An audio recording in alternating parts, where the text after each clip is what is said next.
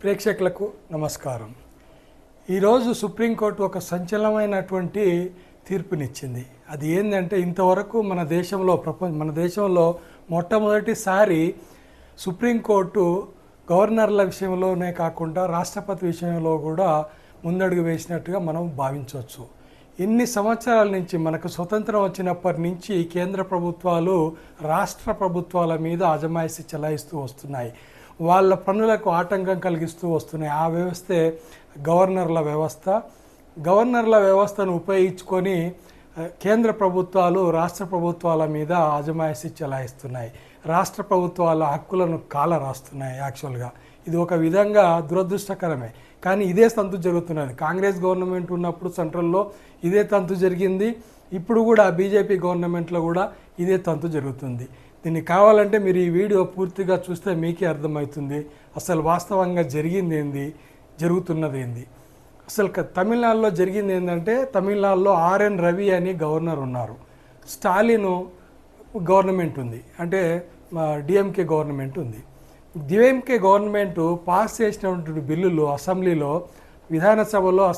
Pass చేసిన 10 బిల్లులు గత 2 సంవత్సరాల నుంచి 3 సంవత్సరాలు అంటే 2022 నుంచి అనుకుంటా 2-3 సంవత్సరాల నుంచి అసలు వాటిని పాస్ చేయడం లేదు. ఫస్ట్ ఏమో అసెంబ్లీ పాస్ చేసిన తర్వాత దాన్ని మళ్ళీ టైం పాస్ చేయడం, విధానసభ నుంచి రాగానే మళ్ళీ కొన్నాళ్ళు ఉంచుకొని దాన్ని రాష్ట్రపతి దగ్గరికి పంపించడం జరుగుతూ ఉంది. అయితే రాష్ట్రపతి దగ్గరికి పోయిన తర్వాత రాష్ట్రపతి తొందరగా దాని మీద నిర్ణయాలు తీసుకొని పంపిస్తుందా అంటే పంపడం లేదు. ఆ ఫైల్ అన్నీ రాష్ట్రపతి దగ్గరనే ఉండిపోతున్నాయి. సో దీని గురించి ఇంతకుముందు చంద్రశేఖరరావు గారు కూడా, మన రాష్ట్ర మాజీ ముఖ్యమంత్రి చంద్రశేఖరరావు పోరాడాడు, మమతా బెనర్జీ పోరాడింది, ఢిల్లీ కేజ్రీవాల్ పోరాడారు. చాలామంది చాలా రాష్ట్ర ప్రభుత్వాలు ఈ విషయంలో చాలాసార్లు సుప్రీంకోర్టు తలుపు తట్టాయి.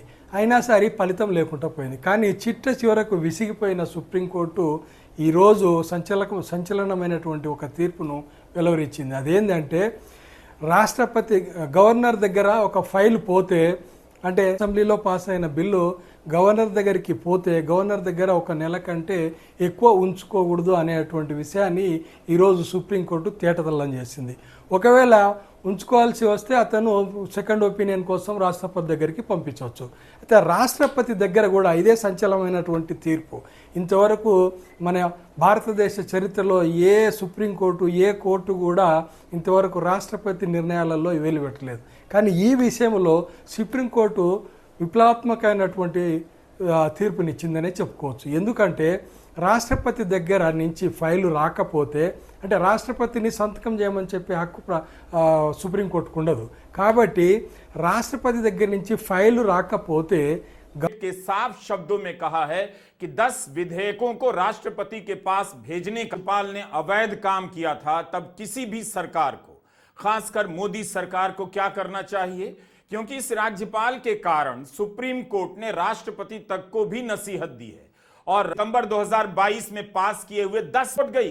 इसकी क्यों किसी बिल को मंजूरी नहीं दी और क्यों किसी बिल पर విచారణ 3 నెలల కంటే ఎక్కువ ఉండకూడదు, అలాగే రాష్ట్రపతి దగ్గర కూడా 3 నెలల మించి ఉండకూడదు అనే విషయాన్ని తేటతెల్లం చేసింది. సో ఈ సుప్రీంకోర్టు నిర్ణయం వల్ల రాష్ట్ర ప్రభుత్వాలు పూర్తిగా లబ్ధి పొందుతాయి. సో ఇది రాష్ట్ర ప్రభుత్వాలకు ఒక గొప్ప విజయంగా మనము భావించవచ్చు. సో ఇప్పటి నుంచైనా సరే కేంద్ర ప్రభుత్వాలు రాష్ట్ర ప్రభుత్వాల మీద అజమాయిషీ చెలాయించకుండా గవర్నర్ల వ్యవస్థను చక్కటి వ్యవస్థగా మారుస్తాయనే ఆశిస్తూ మనము వెయిట్ చేద్దాం. సో నా వీడియో నచ్చితే సబ్స్క్రైబ్ చేయండి, షేర్ చేయండి, లైక్ చేయండి. Thank you.